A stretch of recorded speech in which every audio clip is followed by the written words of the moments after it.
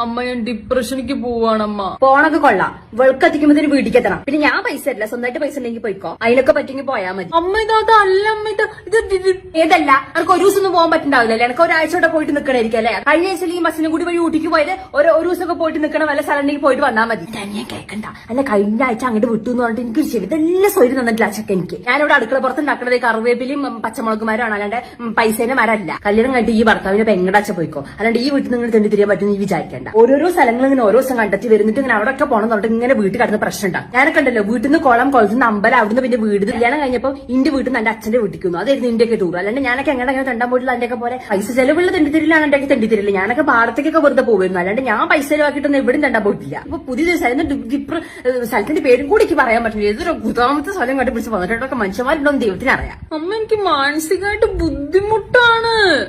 എന്ത് മാനസിക വിഷമം? മാനസിക വിഷമം ഉണ്ടാകുമ്പോൾ തെണ്ടാൻ നോക്കാം. അതിന്റെ മാനസിക വിഷമം